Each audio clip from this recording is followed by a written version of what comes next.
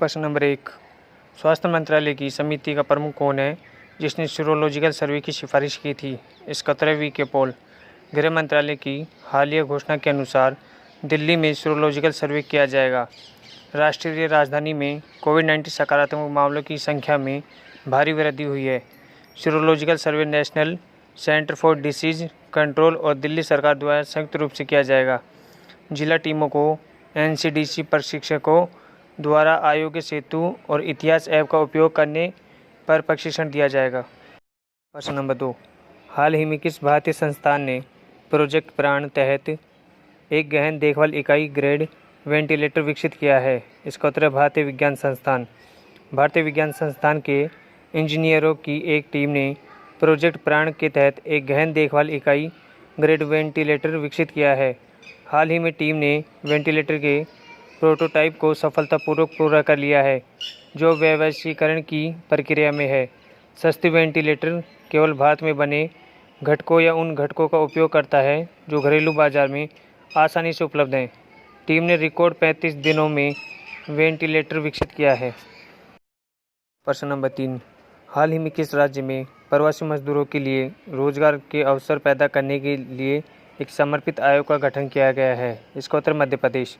मध्य प्रदेश में प्रवासी मजदूरों के लिए रोजगार के अवसर पैदा करने के लिए एक समर्पित आयोग का गठन किया गया है।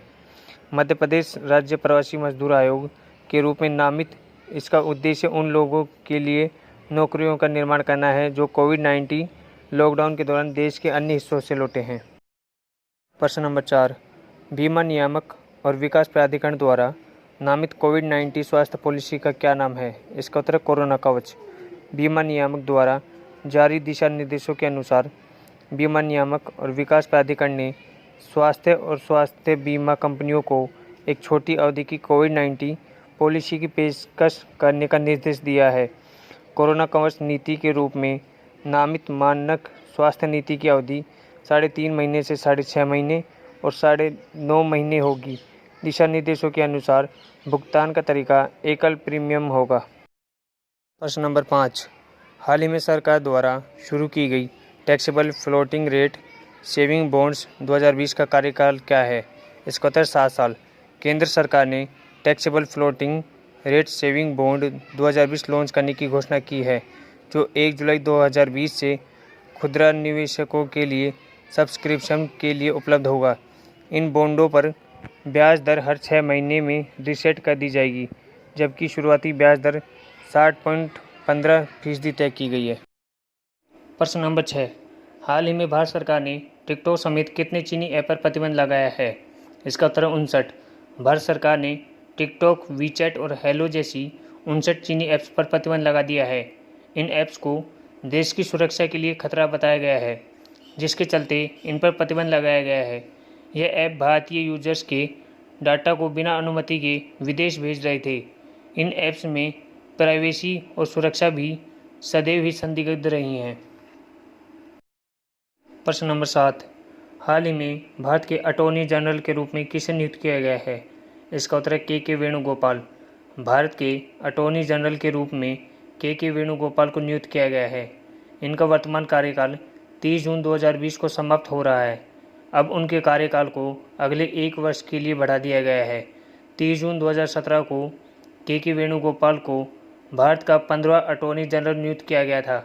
इन्हें मुकुल रोहतगी के स्थान पर नियुक्त किया गया था। प्रश्न नंबर 8।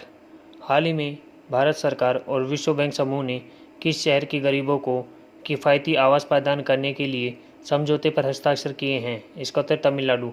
भारत सरकार और विश्व बैंक समूह ने तमिलनाडु के गरीबों को किफ़ायती आवास प्रदान करने के लिए समझौते पर हस्ताक्षर किए हैं। इस कार्यक्रम के तहत $200 मिलियन का ऋण स्वीकृत किया गया है। इस कार्यक्रम का उद्देश्य कम आय वाले परिवारों के लिए किफ़ायती आवास बढ़ाने के लिए राज्य में सरकार द्वारा किए जा रहे प्रयासों का समर्थन करना है। प्रश्न नंबर 9। हाल ही में विश्व की सबसे बड़ी कन्वेलसेंट प्लाज्मा थेरेपी परीक्षण परियोजना किस राज्य में शुरू की गई है? इसका उत्तर महाराष्ट्र। विश्व की सबसे बड़ी कन्वेलसेंट प्लाज्मा थेरेपी परीक्षण परियोजना महाराष्ट्र में शुरू की गई है। इस परीक्षण परियोजना के लिए भारतीय चिकित्सा अनुसंधान परिषद ने महाराष्ट्र सरकार के 21 कोविड-19 अस्पतालों में भर्ती हुए कोविड-19 पॉजिटिव रोगियों में प्लाज्मा थेरेपी का इस्तेमाल करने की स्वीकृति दी है। इस परियोजना के तहत प्लाज्मा थेरेपी परीक्षणों का खर्च राज्य सरकार द्वारा वहन किया जाएगा। मुख्यमंत्री राहत कोष से इस परियोजना के लिए 16.85 करोड़ रुपए मंजूर किए गए हैं।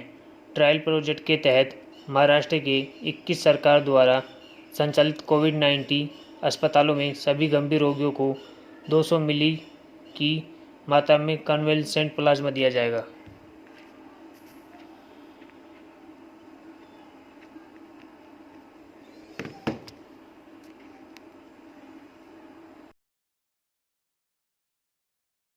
प्रश्न नंबर 10, हाल ही में किस संस्थान प्रोग्रामिंग और डाटा साइंस में ऑनलाइन बीएससी डिग्री प्रदान करने की घोषणा की है? इसका उत्तर है आईआईटी मद्रास। भारतीय प्रौद्योगिकी संस्थान मद्रास ने प्रोग्रामिंग और डाटा साइंस में ऑनलाइन बीएससी डिग्री प्रदान करने की घोषणा की है। यह पाठ्यक्रम 3 अलग अलग चरणों में उपलब्ध होगा। सबसे पहले फाउंडेशन प्रोग्राम के सफल समापन के बाद छात्रों को एक प्रमाण पत्र प्राप्त होगा। दूसरा डिप्लोमा प्रोग्राम और तीसरा डिग्री प्रोग्राम होगा।